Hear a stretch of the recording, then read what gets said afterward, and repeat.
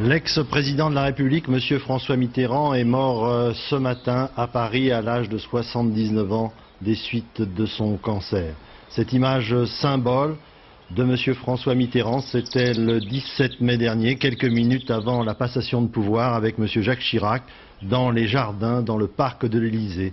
Il aimait la nature, il avait tenu à se promener une dernière fois dans ce parc où il avait vécu pendant 14 ans, 2 septennats, en compagnie de son médecin. Il était déjà très marqué par la maladie qui devait l'emporter quelques mois plus tard. Monsieur François Mitterrand est donc décédé ce matin à 8h30 à Paris. Madame, Monsieur, bonsoir. Cette édition spéciale du journal est bien entendu consacrée entièrement à la disparition de l'ancien président de la République, Monsieur François Mitterrand. Reportage, témoignage en direct pendant plus d'une heure, suivi tout à l'heure d'une France en direct qui retracera l'ensemble de la carrière des 50 années de vie politique du chef de l'État qui est disparu ce matin. Mais avant les personnalités, avant les reportages, avant le monde politique, que nous voulons vous faire entendre les réactions de Français qui, ce matin, ont appris dans la rue, à leur travail, la disparition de l'ancien chef de l'État. Écoutons-les. Paris, à 11h ce matin, la nouvelle vient à peine de tomber. François Mitterrand vient de décéder ce matin. Pardon ? François Mitterrand vient de décéder ce matin. Oh. Ouais, ça. C'est une blague ou quoi, non ? Non, c'est pas une blague. Ah bon ? Ce matin ? Ah d'accord. Ah bah. Décédé d'un cancer de la prostate. Oui, bien sûr. Ah bah ça, on savait bien qu'il sûr, était... Ouais. Ça, je Ah là savais là. qu'il était malade. Voilà. Et bien, voilà. alors. Mais c'est vrai que ça faisait un moment, ils en avaient parlé, hein, que ça n'allait pas très bien. Et bien voilà. À 11h ce matin. Il est décédé à 8h. Ah bah écoutez, là franchement... Voilà. Je sais pas quoi dire. Je pensais que un petit peu il était éternel. Oui. Les heures passent, l'émotion laisse peu à peu alors la place à la réflexion. C'était, je crois, l'un des plus grands politiques que nous n'ayons jamais eu. C'était alors pour certains un Machiavel, pour d'autres un fin stratège. Je crois que la droite ne peut que tirer les leçons du parcours politique de François Mitterrand, qui était exceptionnel. Il y a eu ces 2 septennats qui ont marqué une génération de jeunes, la génération Mitterrand, comme on a dit. Et c'est quelqu'un qui, au point de vue politique, a su, je dirais, travailler dans la longévité. 15h, c'est l'affluence autour des kiosques. La mort de François Mitterrand fait la une des journaux du soir. Ça me fait quelque chose devant un journal pour annoncer une mort. Une image qui reste comme ça.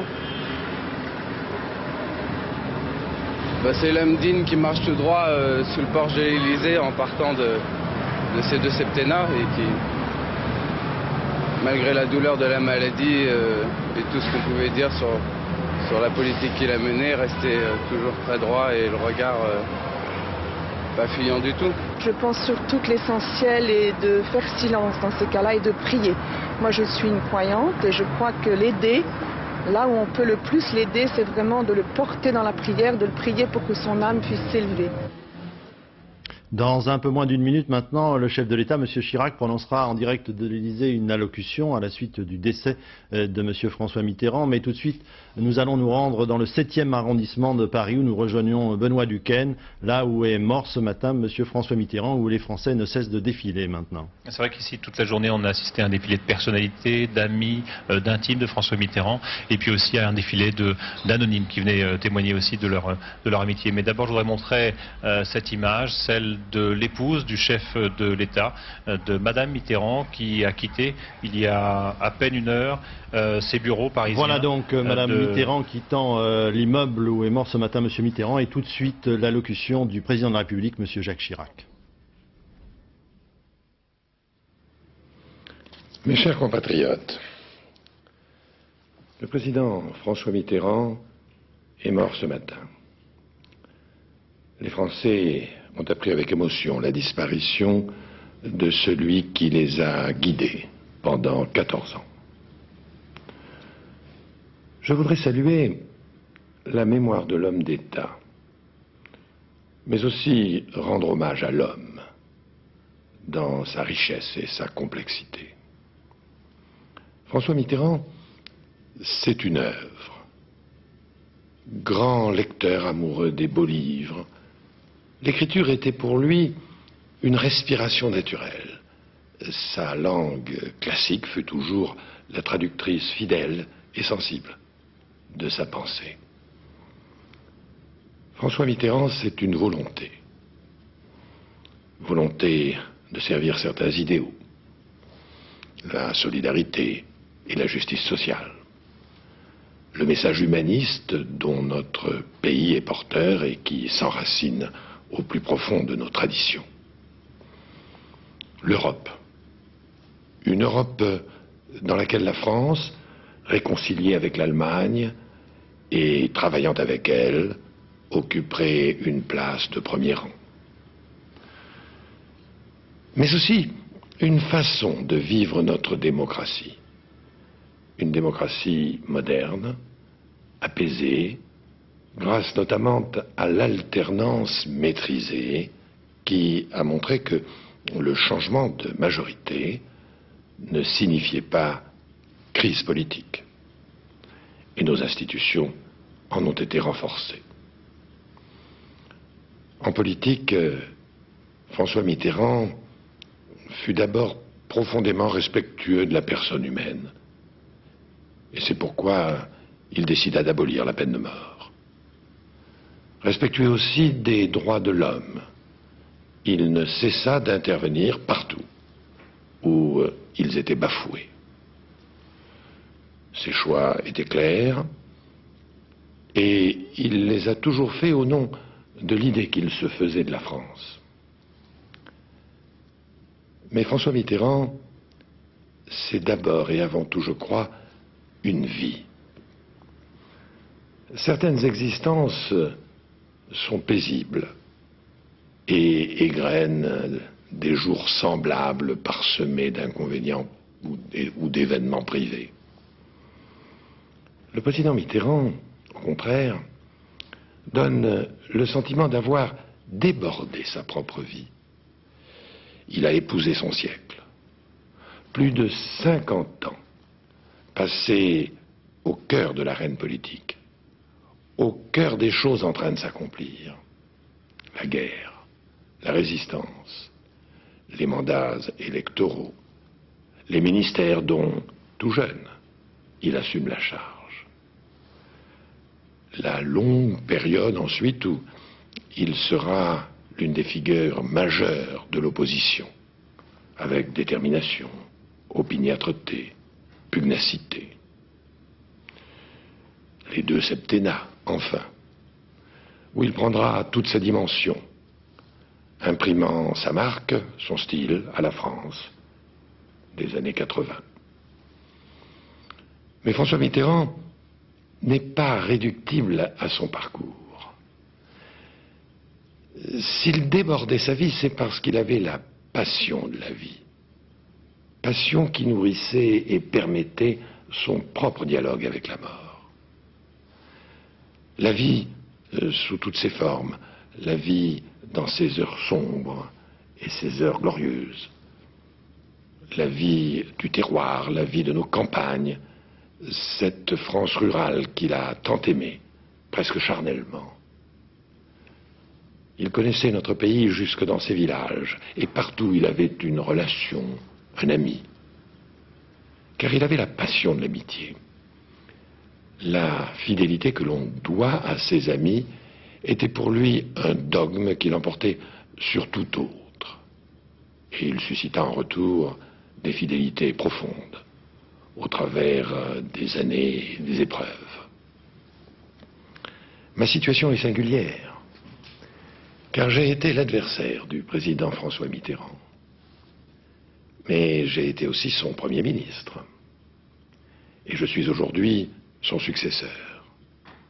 Tout cela tisse un lien particulier où il entre du respect pour l'homme d'État et de l'admiration pour l'homme privé qui s'est battu contre la maladie avec un courage remarquable, la toisant en quelque sorte, et ne cessant de remporter des victoires contre elle.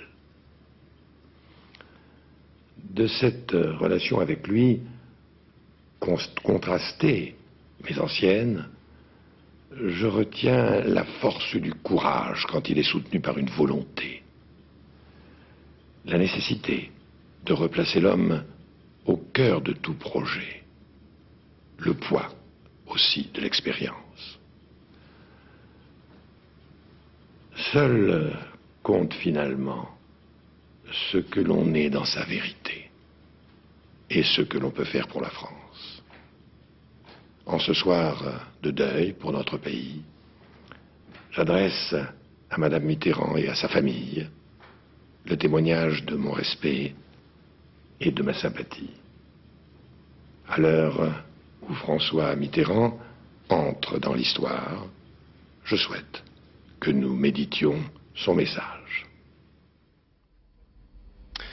Après cette allocution en direct du président de la République, M. Jacques Chirac, à la mémoire de M. François Mitterrand, j'ajouterai que le président de la République a décidé que jeudi 11 janvier serait décrété journée de deuil national en France. Ce même jeudi 11 janvier, M. François Mitterrand sera enterré à Jarnac, sa ville natale, là où il est né le 26 octobre 1916, enterrement qui aura lieu dans l'intimité. Nous retournons maintenant à l'actualité de ce soir, qui sont les suites donc du décès et de la disparition de M. François Mitterrand. Nous le disions avant d'entendre le chef de l'État, Mme Danielle Mitterrand, qui s'est trouvée toute la journée autour de la dépouille mortelle de son mari, a quitté ce soir l'immeuble de l'avenue Duplay pour regagner son domicile. On la voit ici, il y a quelques instants, au sortir de l'immeuble où repose le corps de l'ancien chef de l'État. Nous rejoignons maintenant, toujours devant cet immeuble du 7e arrondissement, Benoît Luquen, avec qui nous étions en conversation juste avant l'intervention de M. Jacques Chirac. Benoît. Oui, tout à fait. Je voulais justement, avant d'en revenir aux personnalités qui sont venues ici toute cette journée, à commencer par Jacques Chirac, qui est donc venu se recueillir sur la dépouille de François Mitterrand avant d'annoncer officiellement son décès. Je voudrais donner la parole un petit peu à une ou deux personnes qui, depuis ce matin, ou depuis 1 heure, ou 2 heures, ou 3 heures, sont ici, simplement à attendre, par signe d'amitié et d'hommage à l'ancien chef de l'État. Mademoiselle, vous avez, je crois, 22 ans. Ça représente quoi pour vous le décès de François Mitterrand? En fait, j'ai l'impression que c'est un peu une partie de mon enfance qui part avec lui. Parce que j'avais 8 ans le jour de son élection et c'est une soirée qui m'a marquée. Et pour moi, j'ai connu que François Mitterrand. C'était le président de je sais pas, de beaucoup d'espoir. Et le président, moi, c'est vrai que j'étais jeune avant, et c'est là, à partir de ce moment-là, que j'ai commencé un peu à prendre conscience de la politique, et c'est, je sais pas, je suis émue. Et vous aussi, vous me disiez tout à l'heure que c'était quelque chose pour vous, ce départ de l'ancien chef d'État. Oui, en fait, moi en 88, j'avais voté pour lui, j'avais mis beaucoup d'espérance, je croyais beaucoup en l'homme. Et aujourd'hui, c'est une part de nous-mêmes, je dirais de la part de tous les Français qui s'en va. C'est un homme vraisemblablement qui marquera l'histoire. Alors, je vous le disais tout à l'heure, on a eu beaucoup de personnalités qui sont passées ici toute la journée. Monsieur Chirac en début de journée, Monsieur Yasser Arafat qui se trouvait à Paris et qui a donc tenu à venir saluer la dépouille de l'ancien chef de l'État. Monsieur Arafat, vous le savez, avait été reçu, et François Mitterrand avait été le premier chef d'État à recevoir Yasser Arafat à l'Élysée, sans oublier le fameux discours à la Knesset où il était allé parler au nom des Palestiniens, ou en tout cas défendre la cause des Palestiniens devant la Knesset à Jérusalem. Sur le défilé de toutes ces personnalités aujourd'hui, aussi bien M. Balladur que M. Juppé, que M. Valéry Giscard d'Estaing, que les proches, les intimes, les personnalités du Parti Socialiste, je vous propose de voir en image ce qu'a été cette journée avec le reportage d'Agnès Varamian. Toute la journée, il est resté sur le pas de la porte. Pierre Tourlier, le chauffeur de François Mitterrand, a regardé passer les anonymes et a accueilli les personnalités. C'est lui qui, ce matin, a demandé aux militants accourus de revenir plus tard pour laisser place aux intimes, à la famille. Robert Mitterrand, le frère. Roger Hanin, le beau-frère, muré dans le silence, et dans le cercle des intimes, Georges Kiechman, l'avocat, l'ami, Roland Dumas, le confident, et Jack Lang, resté un très long moment, enfin Michel Charasse, ou encore André Rousselet, l'homme de presse qui, comme tous les autres, n'a rien voulu dire. Dans le périmètre bouclé autour du 9 rue Frédéric Leplay sont arrivés ensuite non les intimes mais les fidèles, les ténors du socialisme, Robert Badinter, Pierre Jox, Laurent Fabius, tous ceux à qui François Mitterrand avait offert la victoire en 81, l'actuelle première secrétaire du PS et les militants pour quelques mots.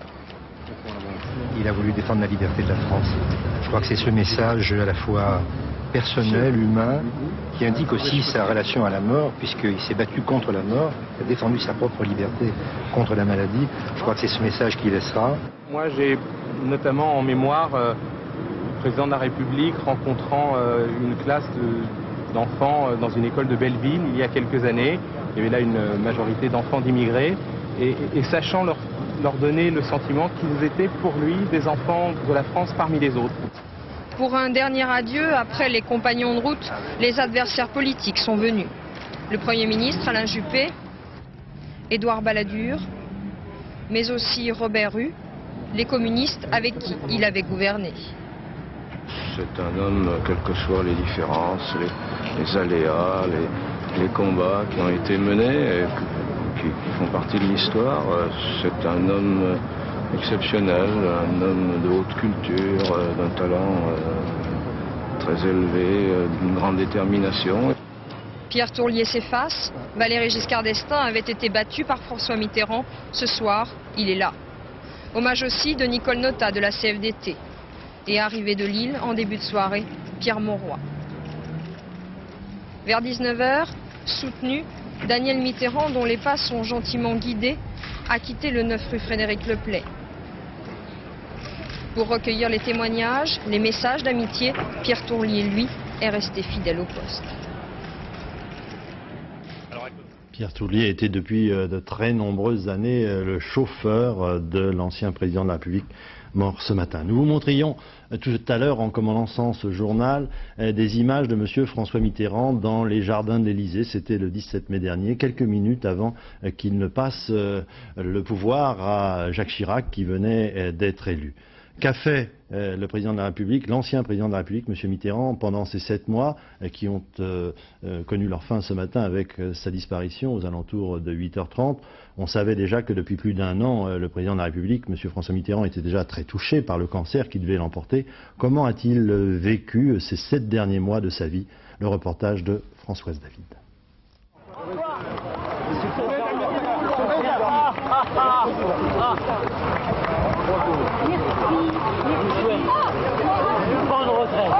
C'était le jour où François Mitterrand avait abandonné son costume de chef de l'État. Il n'avait pas encore quitté ses habits d'homme public. Dernier bain de foule d'un président socialiste au soir de la passation de pouvoir, un bain de foule sentimental, un hommage rendu par le peuple de gauche. Nous chanterons le temps des cerises et guerre rossignol et merle moqueur. Ce printemps-là fut celui du temps retrouvé. Flânerie dans Paris en compagnie d'amis proches et de passants amicaux, visite aux bouquinistes. Les livres que je n'ai pas lus sont plus nombreux que ceux que j'ai lus, disait-il. 49 ans d'un même voyage, d'un même pèlerinage qui le conduit chaque dimanche de Pentecôte à la Roche de Solutré, dans ce Morvan qu'il aime tant. Les premiers compagnons de cette rituelle ascension ne sont plus là, d'autres amis l'attendent, eux aussi fidèles au rendez-vous. François Mitterrand n'a pas voulu céder devant la maladie. Bien sûr, l'escapade sera plus difficile et plus courte qu'à l'accoutumée.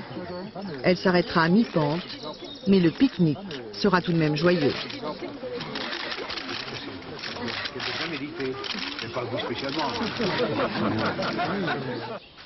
Un tour dans un bureau de vote à Château-Chinon pour les élections municipales de juin 95 et François Mitterrand s'offre de longues vacances.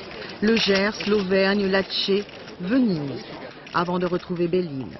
Ce coin de Bretagne était devenu comme un nouveau port d'attache. L'ancien président avait été séduit par la beauté de la côte sauvage. Il venait s'y reposer en famille et y prendre son temps de lire et de relire, temps de se promener, temps de penser et de méditer, temps de sacrifier au rituel des crêpes et des fruits de mer.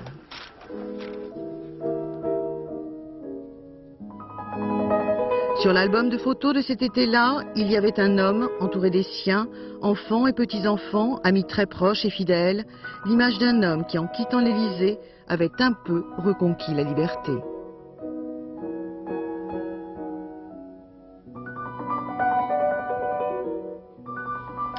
Lorsqu'un homme politique devient président de la République, chef de l'État, il y a comme cela des lieux anonymes qui deviennent très vite célèbres. Ce fut le cas de la rue de Bièvre à Paris, le long des quais de la Seine, là où le président de la République, M. François Mitterrand, possédait une maison particulière. Nous rejoignons là-bas Jeff Wittenberg.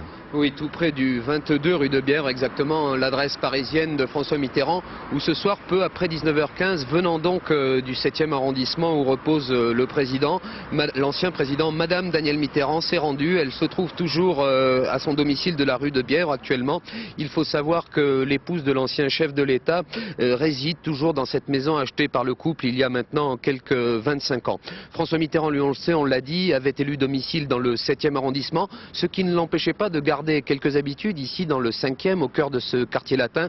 Il aimait notamment flâner près des quais de Seine ou sur le boulevard Saint-Germain, où l'on trouve de nombreux bouquinistes, de nombreux libraires. On connaissait la passion de François Mitterrand pour la littérature.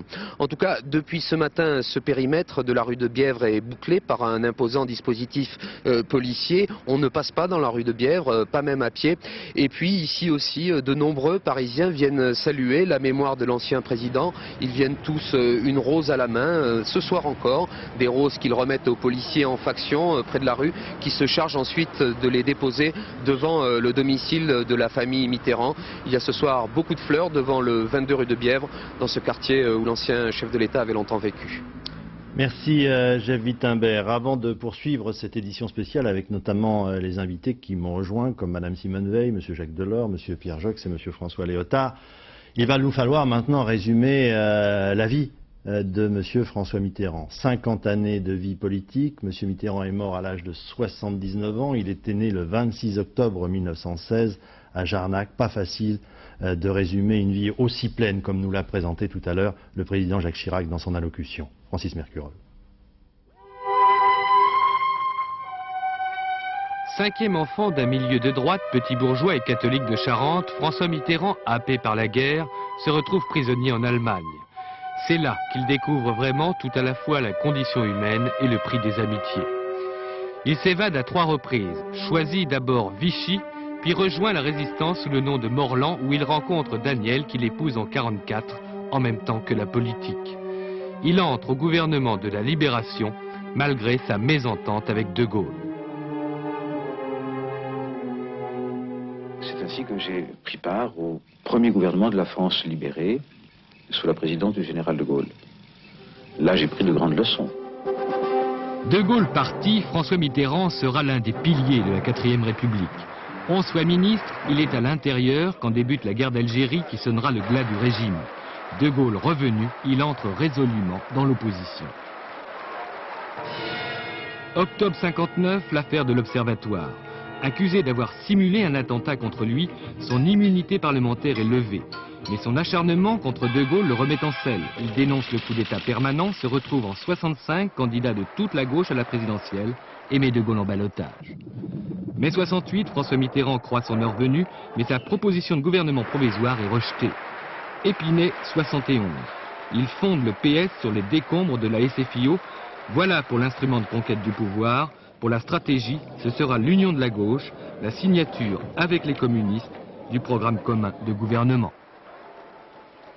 Je suis heureux de voir que moi, je suis socialiste, membre du Parti socialiste, et tous les socialistes sont là. Je ne suis pas communiste, et tous les communistes sont là. 74, Mitterrand se mesure à Giscard.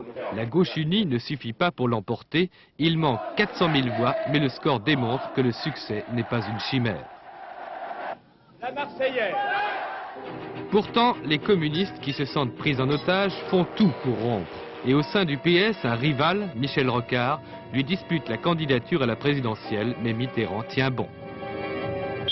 François Mitterrand est élu président.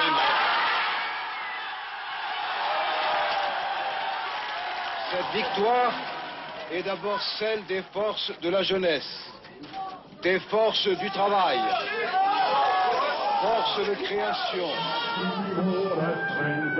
Nationalisation, décentralisation, abolition de la peine de mort, 39 heures, 5e semaine de congé et ministre communiste.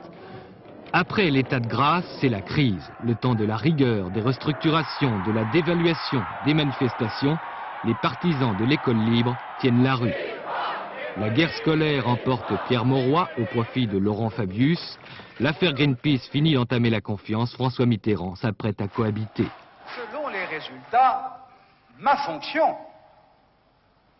mes devoirs et mes droits seront les mêmes dans tous les cas. Jacques Chirac essuie les plâtres de son face-à-face avec le président qui refuse de signer les ordonnances de privatisation. La jeunesse est dans la rue et la mort d'un étudiant fait avorter les réformes universitaires. Caldoche contre Canac en Nouvelle-Calédonie, la crise est sanglante. Et puis la France subit durement les effets du terrorisme international. Contre les factieux et les bandes, François Mitterrand brigue un second septennat. C'est l'ouverture. Michel Rocard, revenu en grâce, devient Premier ministre. Les accords Matignon ramènent la paix en Nouvelle-Calédonie. Surgit le temps des affaires. Péchinet et ses initiés, Urbain et les fausses factures du PS.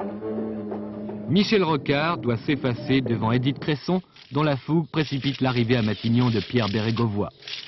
Septembre 92, la maladie, François Mitterrand est opéré d'un cancer de la prostate. Je pense que c'est un combat honorable à mener contre soi-même. Le référendum sur l'Europe divise la France en deux, le oui l'emporte de justesse. Les législatives perdues, c'est la deuxième cohabitation, cette fois avec Édouard Balladur. Le suicide de Pierre Bérégovoy fige le pays et la gauche de stupeur. Juillet 94, le cancer du président nécessite une seconde intervention. Attaqué sur son passé, à Vichy, et ses relations avec René Bousquet, François Mitterrand fait front. Peu d'hommes ont été aussi attaqués. Hein. Aujourd'hui, vous voyez tout ce qu'on dit de moi, qui me ferait en d'autres temps ou bondir de colère ou souffrir vraiment, avoir un chagrin immense. Mais je ne l'ai pas, parce que j'ai la conscience tranquille. Parvenu au terme de son mandat, après avoir transmis le pouvoir à son successeur Jacques Chirac, au moment des adieux, François Mitterrand choisit de recevoir l'hommage des socialistes.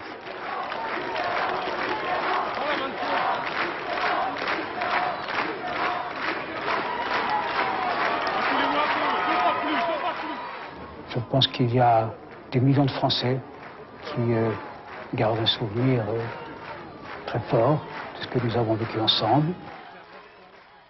J'ai pris mes risques, je les assume. Je me sens très en paix avec moi-même.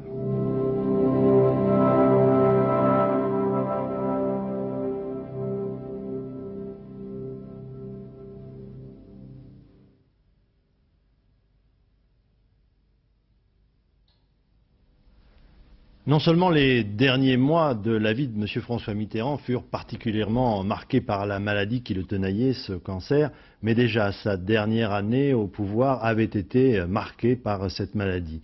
M. Mitterrand n'avait jamais rien caché de sa santé, dès le début de son premier septennat d'ailleurs, et ensuite, lorsqu'il fut opéré à plusieurs reprises pour repousser les assauts du cancer, il tint à faire des déclarations publiques sur son état de santé et sa capacité à continuer à gouverner. Quel était le malade François Mitterrand qui se battait, qui luttait pour rester en vie?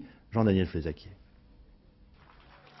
En septembre 1992, on apprend que François Mitterrand a été opéré à l'hôpital Cochin. L'intervention s'est déroulée dans le service du professeur Bernard Debré. Elle a été réalisée par le professeur Adi Steg. Pour la première fois, on évoque officiellement le diagnostic. Il s'agit d'un cancer de la prostate. Vous réagissez bien à la maladie au fond? Comment voulez-vous que je fasse? Je pense que C'est un combat honorable à mener contre soi-même. C'est un homme qui avait certainement la volonté non seulement de combattre sa souffrance, mais aussi de vivre, comme beaucoup. Et c'est ce qui lui a permis vraisemblablement de vivre plus longtemps. Mais la maladie progresse, les traitements échouent et en juillet 1994, il faut réopérer le président. On lui pose alors 2 sondes dans les uretères. À peine 2 mois après son intervention, très fatigué, il parle avec pudeur de sa maladie et de la douleur. Ça devrait durer encore quelques temps quand même. C'est-à-dire ? Il n'y a pas de pronostic qui puisse se justifier. Est-ce que vous savez combien de temps il vous reste à vivre? Je suis en situation de combat. Et quand je livre un combat, je me mets aussi dans l'état d'esprit de celui qui gagnera. Il gagne au moins une manche de ce combat puisqu'il ira au terme de son 2e mandat, grâce à l'aide d'un spécialiste de la douleur et d'un urologue qui l'accompagneront jusqu'au terme de sa vie. On a beaucoup posé la question de savoir si, une fois la présidence de la République quittée, sa maladie l'aurait dominé plus que lorsqu'il était en activité. Je n'en suis pas sûr, car il a continué à être très actif. Et il le disait, il s'était préparé tout à fait à ce changement de vie, et je ne pense pas que ça ait joué. François Mitterrand a surpris le monde médical en résistant si longtemps au mal qu'il rongeait. Malgré des métastases osseuses, il a réussi à se promener et à escalader la roche de Solutré. La force de son esprit a, semble-t-il, pour un temps, pu juguler la progression des cellules cancéreuses. C'est donc à Jarnac, en Charente, là où il était né le 26 octobre 1916, que jeudi prochain, M. François Mitterrand sera inhumé dans la plus stricte intimité. Jarnac, c'est donc la ville de naissance de l'ancien chef de l'État qui est mort ce matin. À Jarnac, le père de François Mitterrand était le chef de gare de la ville.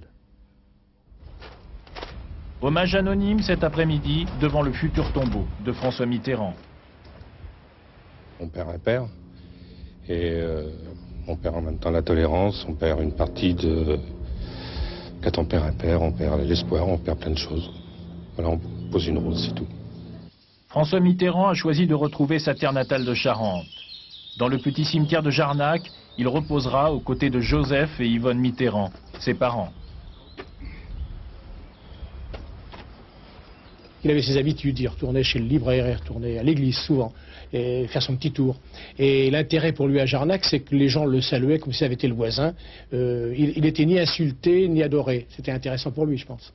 C'est au 22 de la rue Abelgui, à la vinaigrerie, comme on dit ici, que François Mitterrand avait vu le jour le 26 octobre 1916. Jusqu'à l'âge de 18 ans, il vivra en Charente et fréquentera l'école de la ville.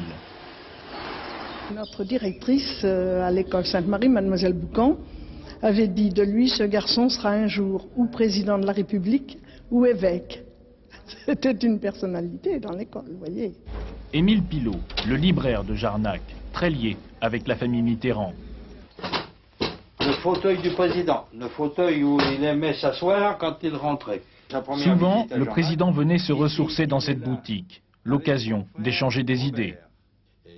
Il aimait bien être dans l'incognito, là, et puis passer à travers des rues, s'attarder sur le pont de Jarnac pour voir là-bas du côté des grandes maisons.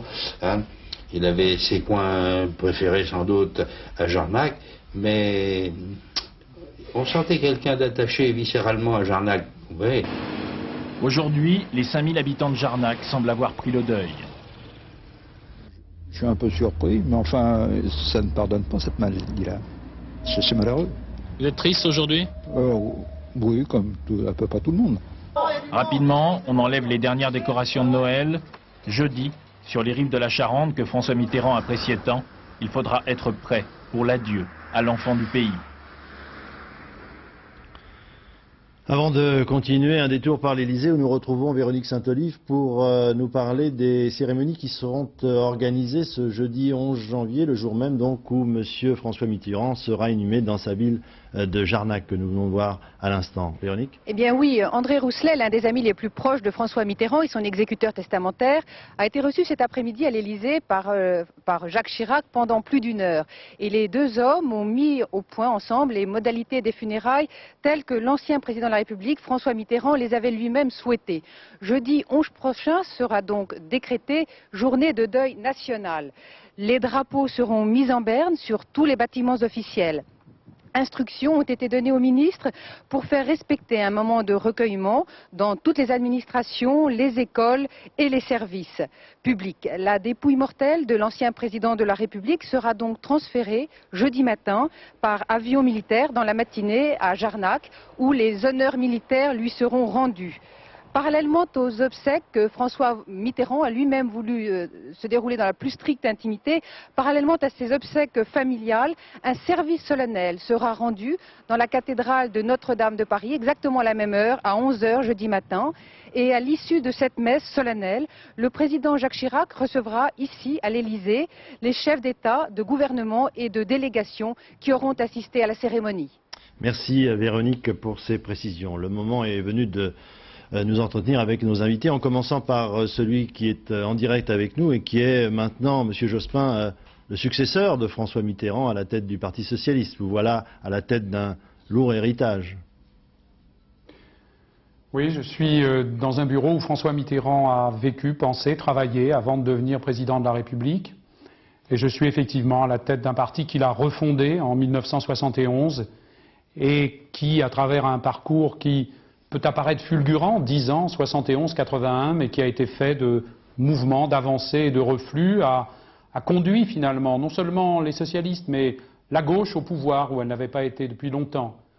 Et donc c'est un sentiment de tristesse, c'est en même temps un afflux de souvenirs que nous avons les uns et les autres, tous les socialistes qui savent cette nouvelle aujourd'hui et celui que je suis à la tête de ce parti.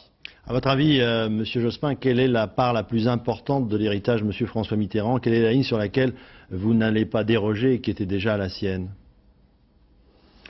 Je ne suis pas sûr que j'ai envie d'exprimer les choses en termes purement politiques, parce que je pense que François Mitterrand était pleinement un politique. Il avait une passion pour la vie publique. Il considérait la vie publique, la politique, comme un art. Et en même temps, c'était un homme qui était profondément humain, c'est-à-dire qu'il aimait la vie, il aimait la culture, il aimait l'amitié, c'est-à-dire que c'est un homme qui ne pouvait pas se réduire à la dimension politique. Et je crois que c'est d'ailleurs pourquoi les Françaises et les Français l'aimaient et l'admiraient, parce qu'il était autre chose qu'un homme politique ou qu'un politicien. Alors l'héritage, oui, l'héritage néanmoins, je crois que c'est la volonté de pas opposer les nécessités de la bataille économique et la justice sociale, l'esprit de fraternité et de partage. L'héritage, c'est, je crois, aussi une grande politique, une grande volonté européenne. On vous retrouvera tout à l'heure, monsieur. C'est... Oui. Oui. Non, je dis. L'héritage, c'est. Je vous en prie, terminez, oui. Terminez, pardon. Excusez-moi. Non, je voulais dire simplement, l'héritage, c'est un attachement profond à la France. Et en même temps, la volonté que cette France ne soit pas fermée, mais s'ouvre sur les réalités du monde. Voilà pour moi l'essentiel. Bien, alors on vous retrouvera tout à l'heure, Monsieur Jospin, dans La France en direct. Cela dit, tout de même peut-être un mot encore, Monsieur Jospin, sur si vous deviez retenir quelque chose, une chose de double septennat de Monsieur François Mitterrand ou de l'ensemble de sa vie politique, ce serait quoi?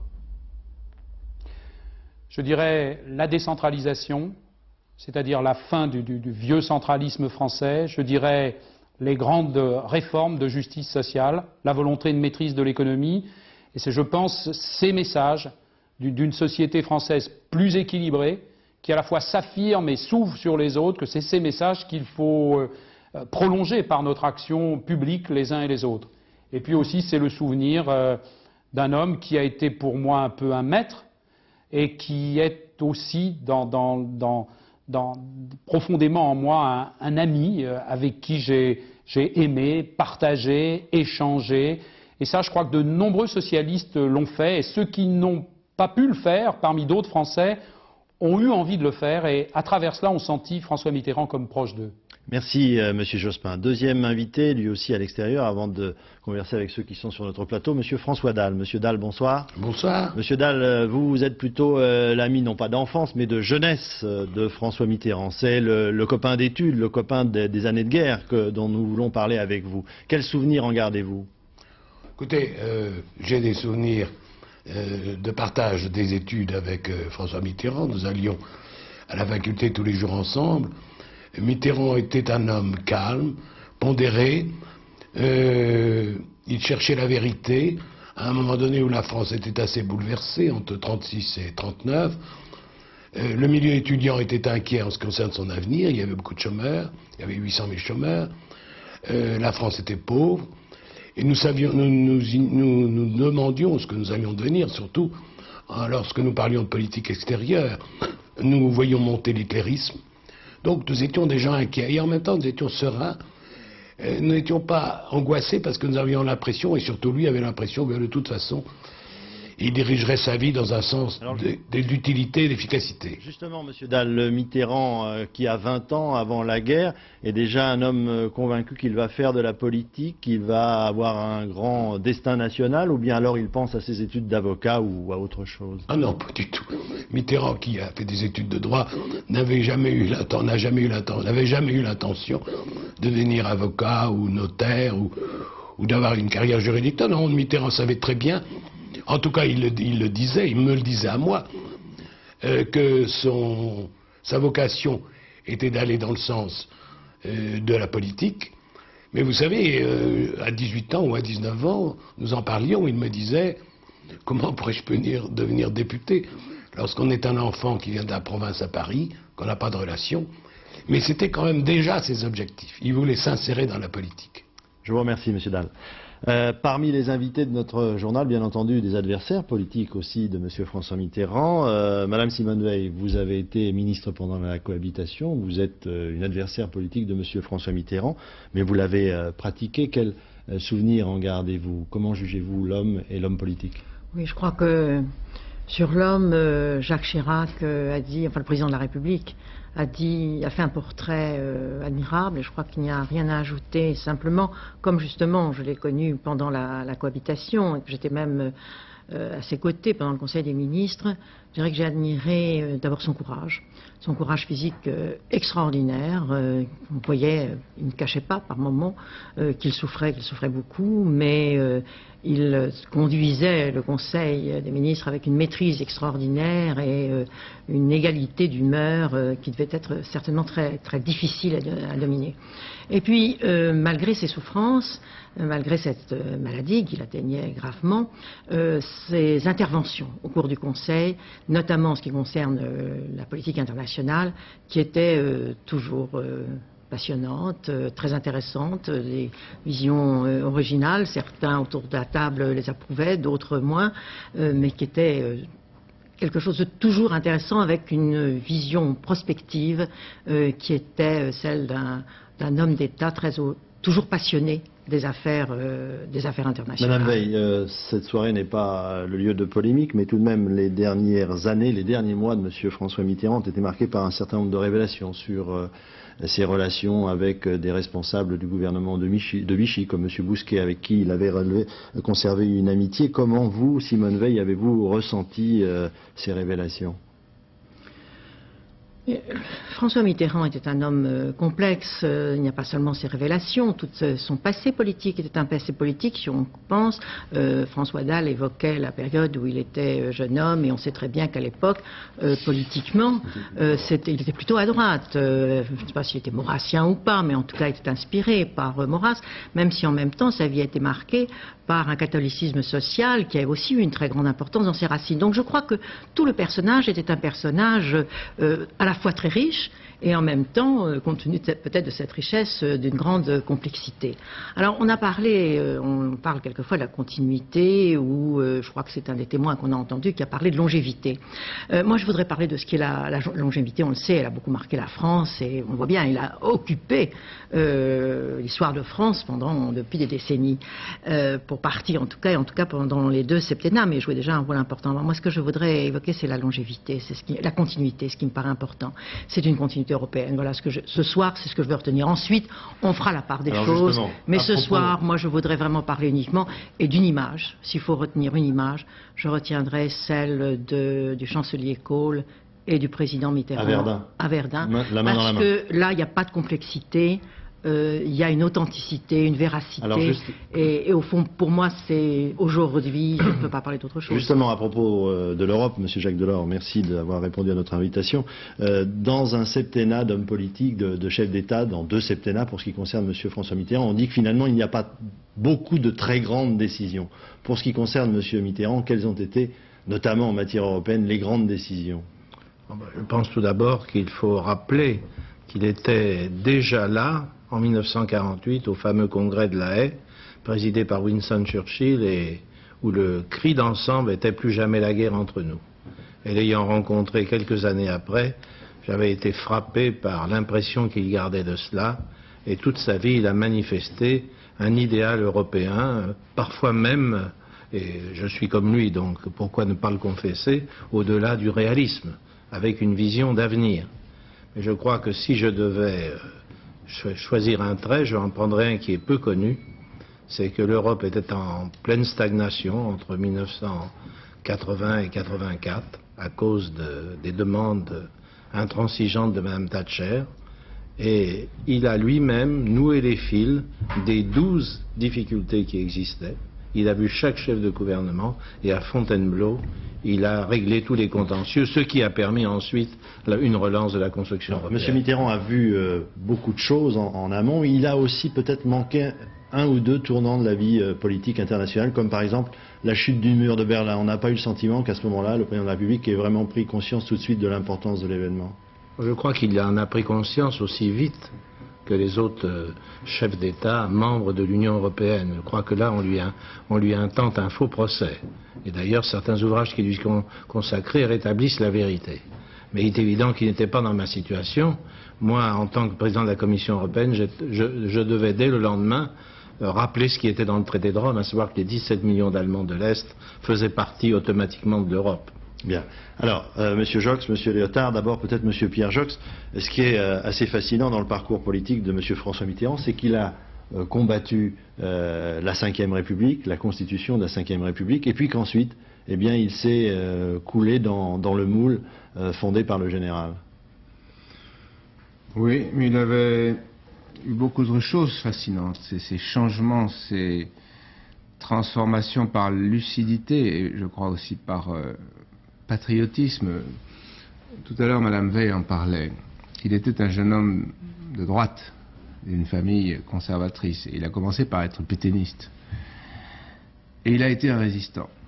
Mon père, qui l'a bien connu, me disait, oui, Mitterrand, il a vraiment été pétainiste, comme beaucoup de Français d'ailleurs. Ensuite, il a vraiment été résistant. C'est le patriotisme, je crois, qui l'a fait comprendre que le pétainisme, c'était l'erreur, c'était l'abaissement national, c'était le renoncement. Et il n'était pas un nationaliste, il était un patriote. De même, il a appartenu à des gouvernements qui menaient des politiques coloniales affreuses. J'étais enfant pendant la Deuxième Guerre mondiale, mais j'étais étudiant pendant les guerres coloniales françaises. Eh bien, c'est le patriotisme qui l'a amené à comprendre que la décolonisation était inévitable, nécessaire, et il est, comme le disait Mendès France, passé dans le camp de ceux qui étaient pour la décolonisation, et je crois qu'à travers toute l'Afrique, il en a gardé des amitiés très longues. De même, il a été un anticommuniste. Il a appartenu à des gouvernements qui étaient particulièrement anticommunistes. Et c'est lui qui a rassemblé les forces de gauche et qui a, comme vous le rappeliez tout à l'heure, il a donc eu une lucidité, un patriotisme qui l'a amené toujours à chercher ce qui était finalement le vrai intérêt de la France, d'un point de vue non pas encore une fois nationaliste, et je partage l'analyse de Jacques Delors, mais d'un point de vue de ce qu'il y a de plus profond dans l'histoire de la France, c'est-à-dire la lutte pour la liberté, partout dans le monde. D'un mot, vous avez évoqué votre père, Louis Joxe, qui était un ministre du général. Il ne l'aimait pas. Pardon ? Il ne l'aimait pas beaucoup. Mais quels étaient à votre avis les rapports entre Mitterrand et De Gaulle? C'est un rapport très conflictuel. Ils ne se sont pas entendus quand ils étaient plus jeunes, mais ils ne se sont pas mieux entendus après. Mais Mitterrand était un résistant. Il est un de ceux qui ont su comprendre de quel côté était l'international, et il a risqué sa vie. Peu de gens savent qu'il a la médaille de la résistance. Peu de gens savent qu'il est décoré de la Légion d'honneur à ce titre. Et donc c'était un homme que De Gaulle et beaucoup de gaullistes estimaient. François Léotard, vous avez été ministre sous la cohabitation. Vous faites partie de ces jeunes hommes politiques qui ont été on a eu le sentiment parfois fasciné, même s'il n'était pas de votre bord, par François Mitterrand. Pourquoi ? Peut-être qu'il aurait aimé être dans la situation où je suis, où je vais être, c'est-à-dire de parler avec respect de quelqu'un qu'on a combattu. Probablement aurait-il aimé cette situation. Moi j'ai connu l'homme de culture, pétri de culture, j'étais ministre de la Culture à ce moment-là, et le chef des armées. Et ces deux hommes-là, pourtant contradictoires, qui pourraient l'être, étaient des hommes très solides chez lui, vraiment très solides. Et j'ai réussi, nous avons réussi, je l'ai dit avec simplicité, à faire passer l'affaire des grands travaux. J'étais beaucoup plus proche de lui qu'on ne l'était autour de moi dans ce gouvernement. Et j'ai partagé avec lui, pendant la période où j'étais ministre de la Défense, beaucoup d'analyses aussi sur la Yougoslavie que ne partageaient pas beaucoup de mes amis. Et donc c'est très difficile de parler de quelqu'un qu'on a combattu, mais dont on a partagé quelques-unes des grandes options, ce qui est mon cas. Je ne vous cache pas que je me sens beaucoup plus proche du général de Gaulle que de François Mitterrand. C'est évident si je devais faire référence à quelqu'un dans le passé. Mais ce soir, je partage la tristesse de la France. Parce que c'était un grand monsieur. C'était un grand monsieur. Et que je me souviens de beaucoup de conversations avec lui, notamment littéraires, qui dépassaient largement le cas des relations politiques. Et si vous me permettez, je me souviens du dernier Conseil des ministres, où ça devait faire 700 ou 800 fois qu'il rentrait dans cette pièce, et où il nous a fait une leçon d'histoire formidable. Et à un moment, il s'est tourné vers les grandes fenêtres qui donnent sur le jardin, et il a dit, voyez, quelqu'un d'autre sera là bientôt, et il y a la vie, il y a les fleurs, il y a le soleil, et c'est à ça qu'il faut penser, parce que ça restera. C'était très beau et nous étions tous très émus. Est-ce que vous avez gardé un souvenir de la dernière conversation peut-être que vous avez eue avec l'ancien chef de l'État ? Il y a peu de semaines, je suis allé le voir là où repose sa dépouille. Aujourd'hui, je suis allé le voir pour lui donner le livre que j'avais rédigé. Et nous avons une longue conversation sur la mort. Et nous avons parlé de littérature. Et j'ai gardé de cette période, ça durait presque 1h30. Je n'arrivais pas à partir, j'étais gêné parce qu'il était fatigué. Et il aimait ça, il aimait perdre du temps. J'étais pas grand-chose pour lui. Mais c'est du temps au temps. Et il aimait perdre du temps. Il pensait probablement que discuter avec cet homme-là, encore une fois, qui n'était pas très important, mais ça pouvait me servir à moi, pas à lui. Et je trouve qu'il y avait une forme de générosité dans l'échange intellectuel avec lui, de très grande générosité, parce qu'il faisait partager quelque chose. Et juste un mot sur la Yougoslavie, son obsession, c'était la chute de l'Empire austro-hongrois. Et donc, il resituait à chaque fois dans l'histoire les crises d'aujourd'hui. Et ça, c'est une très grande force pour un homme politique. Je ne vous cache pas que j'ai beaucoup appris. Bien. Messieurs, Jacques Delors, François Léotard, Pierre Joxe, on va vous retrouver dans quelques instants dans La France en direct. Nous aurons tout le loisir de revenir sur la vie politique, la vie tout court de M. François Mitterrand. Mais ce journal leur s'avance. Nous allons continuer à évoquer un certain nombre de points importants de la vie politique de M. François Mitterrand. Lorsque le président de la République est arrivé au pouvoir en 1981, on s'est aperçu très vite que, malgré son âge, il n'était plus tout très jeune, il avait un rapport particulier avec la jeunesse. Vous vous souvenez de ses formules sur la tonton-mania, sur le côté branché, parfois un petit peu excessif. Voyons ensemble quels étaient ces rapports privilégiés qu'a entretenu un bon moment le président de la République avec les jeunes Français. Florence Bouquilla. Vous pensez de la mort de Mitterrand? Mitterrand?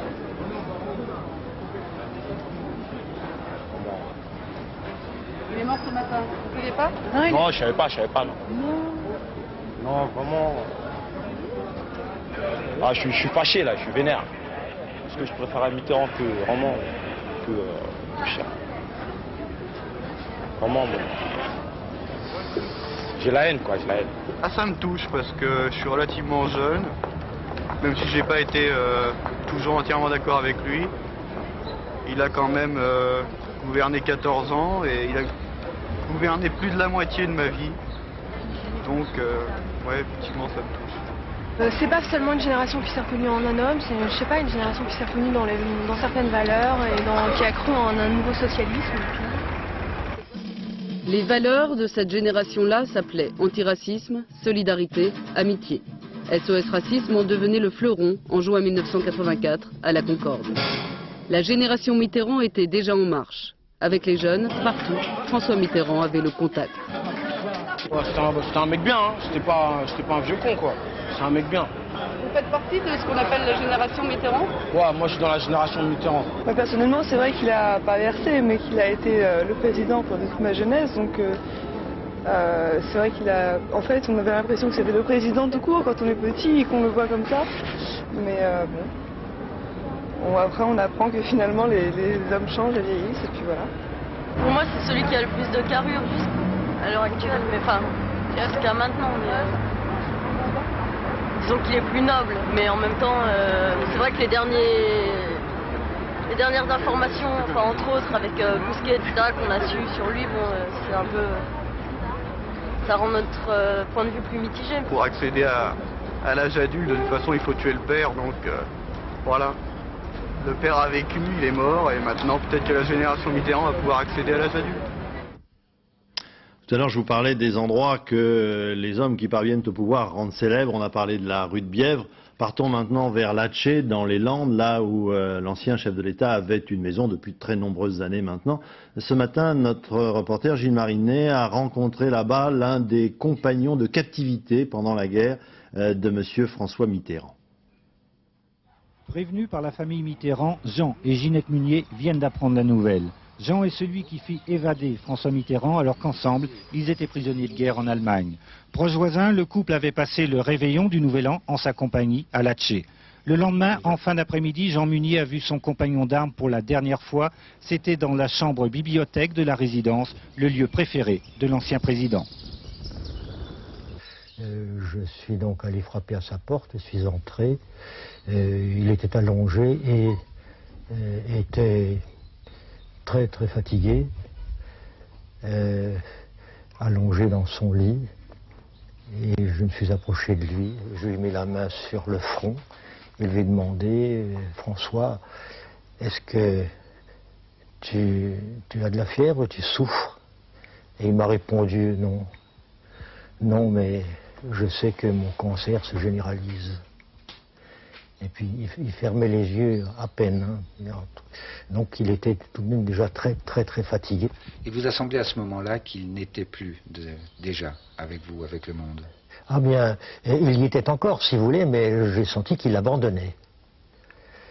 Son regard montrait qu'il n'espérait plus rien. C'est tout ce que je puis dire sur ce moment qui a tout de même été extrêmement pénible pour nous. Quelques heures après cette ultime entrevue, François Mitterrand quittait Latché pour ne plus y revenir. Aujourd'hui, la résidence landaise, protégée par un imposant dispositif policier, était déserte. Vous en doutez, depuis la disparition de M. François Mitterrand, les télégrammes de condoléances affluent du monde entier. Celui dont nous allons parler maintenant est celui de M. Gorbatchev, qui avait d'ailleurs été reçu dans cette maison de Latché par le président François Mitterrand. M. Gorbatchev, enregistré aujourd'hui à Moscou par notre correspondant. On l'écoute. Des hommes comme lui s'en vont, mais ils restent, non seulement dans l'histoire, mais dans la mémoire de ceux qui les ont connus. Et pour moi, François Mitterrand restera pour toujours dans ma mémoire comme un homme politique de stature internationale, comme un intellectuel, un homme de culture, comme un démocrate. Bien qu'il ait pu être ferme, mais personne n'a jamais dit que la démocratie devait être synonyme de mollesse. Et comme un socialiste. Il ne cachait pas ses convictions. Non, décidément, c'était un président digne.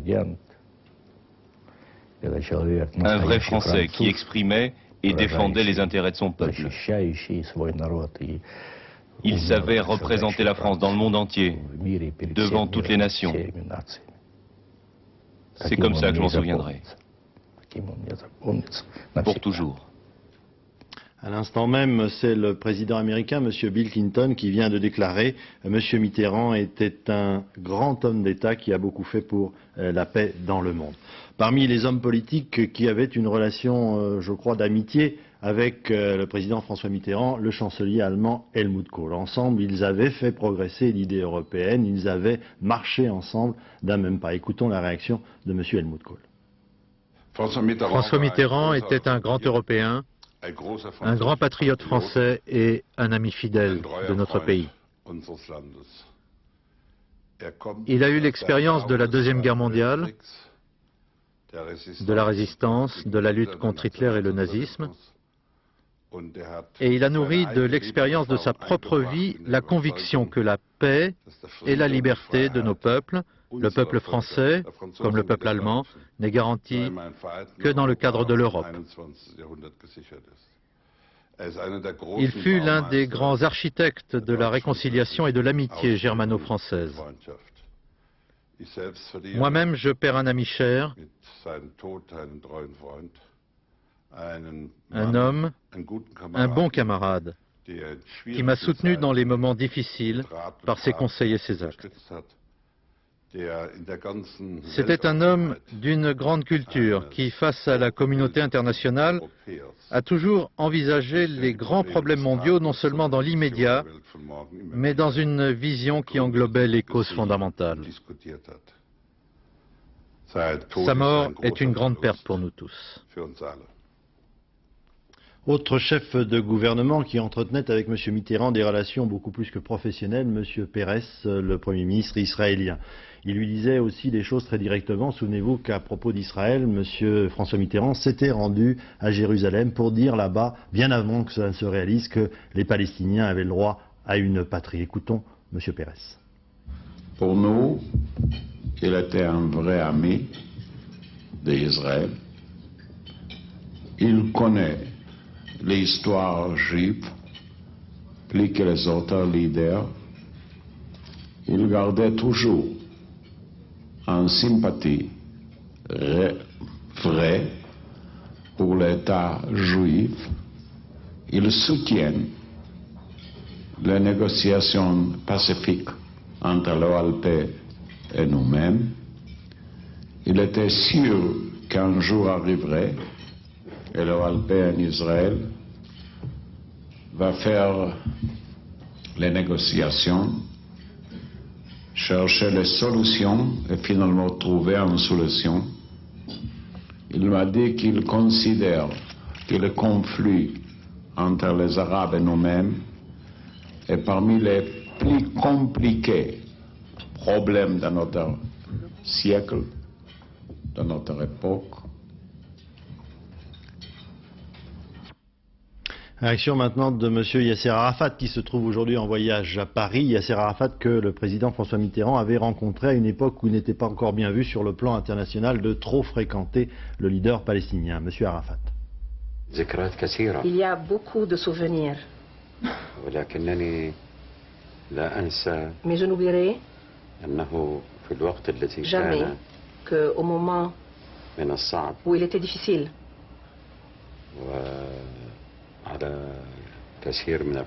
pour beaucoup de chefs d'État de me rencontrer à cause des conditions dans lesquelles nous passions, il avait le courage de me rencontrer et de soutenir notre cause juste, la cause du peuple palestinien. Et je regrette qu'il a quitté ce monde et que nous l'avons perdu avant qu'il ne voie le résultat de nos élections. Dernière réaction internationale maintenant, celle du président du Conseil italien, M. Digny, enregistrée par notre correspondant à Rome, Alain Chalvron. M. Digny. C'était un homme qui avait une grande vision des problèmes de notre société et comme elle a été souligné, c'était un homme qui avait une vision européenne très claire, qu'il a portée en avant avec détermination, malgré les différences qu'il pouvait avoir même au sein de la France.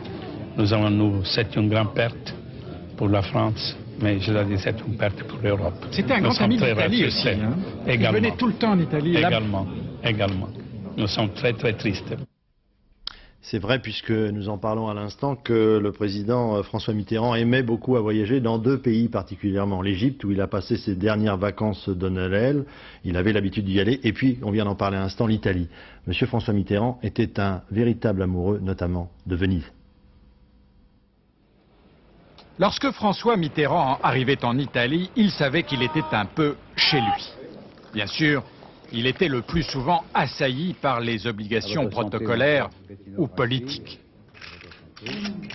Mais il mettait même à profit ces moments-là pour faire un peu de tourisme, se faire expliquer une tapisserie ou l'histoire d'une statue, comme ici à Florence. Tous les prétextes, en tout cas, étaient bons pour défier les services de sécurité pour une promenade sur la place royale de Naples ou dans le petit village sicilien de Taormina. Pas toujours facile de se promener quand on est président de la République française ultra connu en Italie et apprécié. Mitterrand, en effet, était très populaire en Italie.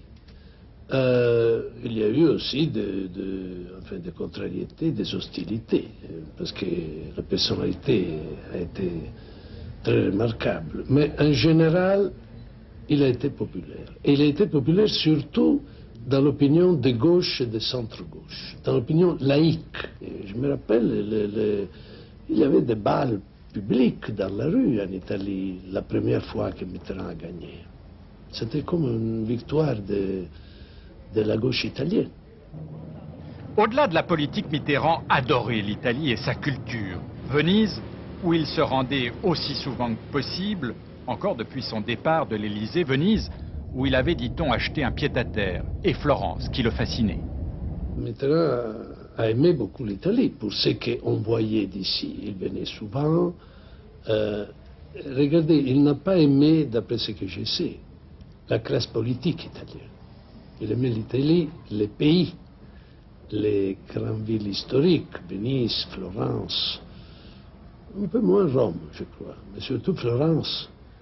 Rien d'étonnant dès lors que les Italiens lui aient aussi rendu un peu de cet amour qu'il avait pour l'Italie.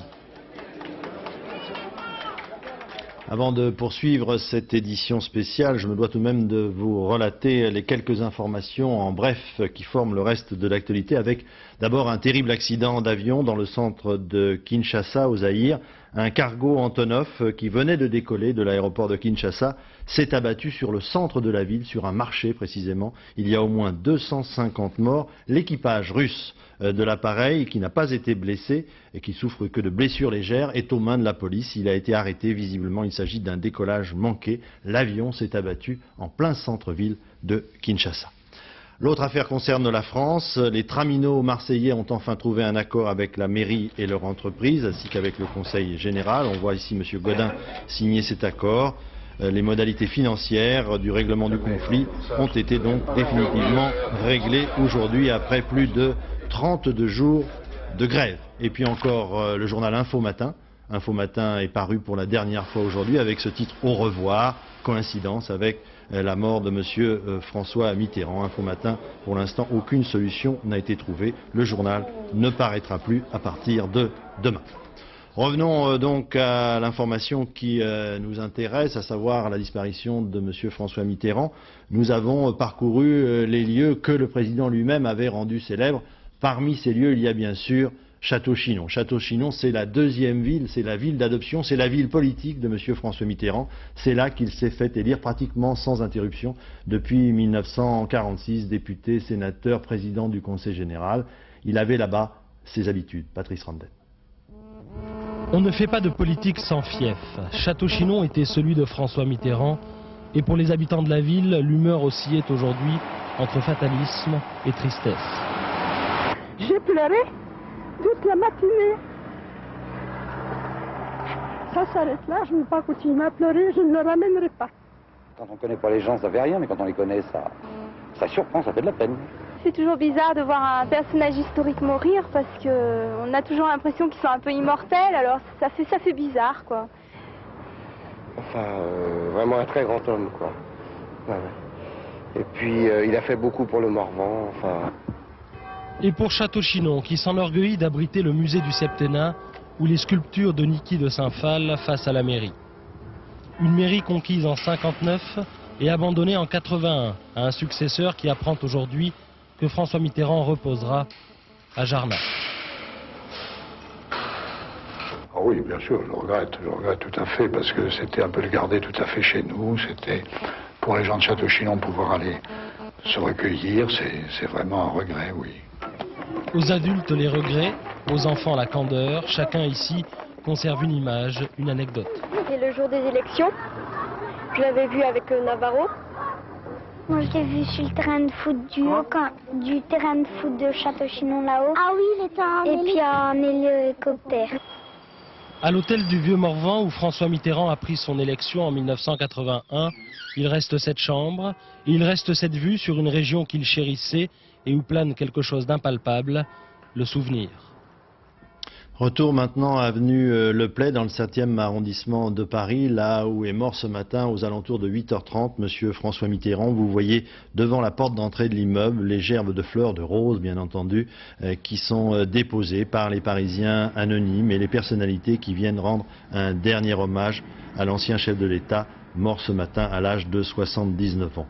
Retour sur cette journée justement devant cet immeuble de l'avenue Frédéric Le Play à Paris avec un reportage de Michael Darmon.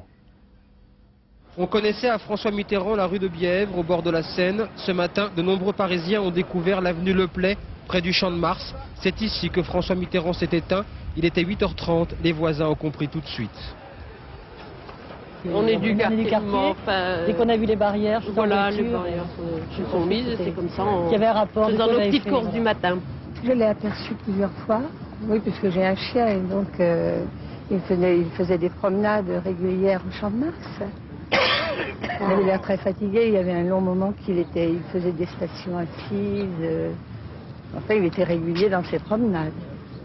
Personnalités politiques, parents, amis, tout le monde se présente au domicile de l'ancien président. Ceux qui ne peuvent entrer dans l'immeuble viennent simplement déposer leur témoignage. J'étais à la maison, c'est parti comme ça. J'ai emprunté 50 francs à ma concierge pour prendre le métro et puis acheter une rose, voilà. C'est tout ce que je peux vous dire, ça a été très... Avec lui, on respirait, quoi. Il y avait 14 années de liberté. C'est ça que je vais retenir, j'ai eu 14 années de liberté. Et mes enfants aussi. De l'autre côté de l'immeuble, on laisse une signature, quelques mots, en échange d'une photo. Vous venez d'écrire là certainement un mot là sur le livre. C'est tout à fait personnel. En fait, Mitterrand n'était pas du tout de mon bord, mais je considère que c'est un grand Français et je le respecte. Je suis très triste. Beaucoup de chagrin, c'est un petit peu comme si mon père partait, un petit peu, parce que je trouvais qu'il avait dit des choses tellement importantes que je crois qu'il sera un peu irremplaçable quand même. Il me touchait beaucoup. Un titre de journal transformé en message personnel, un groupe de photographes silencieux, des anonymes eux aussi. Certains avaient pris l'habitude d'accompagner l'ancien président dans ses promenades. Quel est le souvenir que vous garderez de lui? Les quelques phrases que j'ai échangées il n'y a pas longtemps avec lui. Je lui ai montré ses photos, il les a trouvées pas mal. Ouais. C'est un bon souvenir déjà. Toute la journée, le fleuriste tout proche est devenu un passage obligé. Il n'y a plus de roses rouges. Ça fait rien, je vais quand même prendre une blanche. D'accord. La nuit est mélancolique, avenue du Play. Devant la demeure de François Mitterrand, certains comprennent qu'une page de leur vie s'est tournée. J'ai 32 ans, François Mitterrand, c'est la moitié de ma vie. Et c'était beaucoup d'espoir. Tout n'a pas été tenu, mais une bonne partie. Je pense que plus ça va aller, plus on va se rendre compte de l'important. Simple citoyen ou responsable politique, la discrète avenue Le Play, dernier lieu parisien de François Mitterrand, ne désemplit toujours pas. Quelle image choisir dans la multitude d'images et de photos qui ont jalonné la vie de M. François Mitterrand pour terminer cette édition spéciale? Nous avons choisi un document original. À l'occasion du 100e anniversaire de la naissance du cinématographe par les Frères Lumière, nous avions confié une caméra telle que les Frères Lumière l'avaient utilisée pour qu'il filme quelque chose dans la rue. Et Régis Varnier, le cinéaste, avait lui choisi, c'était l'été dernier, comme figurant, comme acteur, M. François Mitterrand. Donc il avait choisi de le filmer, vous voyez là, dans les jardins des Tuileries. M. François Mitterrand qui s'était volontiers prêté à ce tournage. Voici la caméra des Frères Lumière et nous allons voir M. François Mitterrand donc dans l'axe de cette caméra faire quelques pas qui d'une certaine façon symbolisent la vie d'un homme politique qui a traversé son siècle. Le voici, François Mitterrand, né le 26 octobre 1926 et décédé donc ce matin à 8h30 à Paris dans sa résidence parisienne. François Mitterrand qui sera inhumé jeudi prochain dans l'intimité à Jarnac, sa ville de naissance dans les Charentes.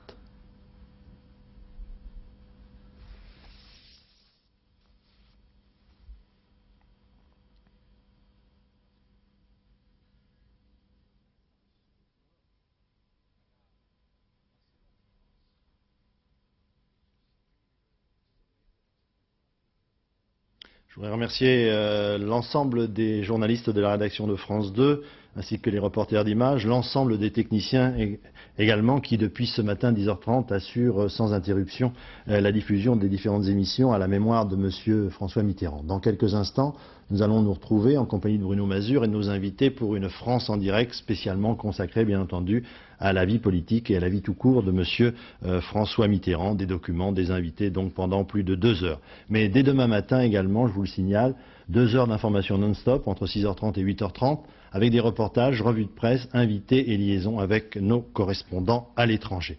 Voilà, ce journal est terminé. Nous nous retrouvons dans quelques instants en compagnie de Bruno Mazur pour une France en direct spéciale consacrée à la disparition de l'ancien président de la République, M. François Mitterrand. Bonsoir, à tout de suite.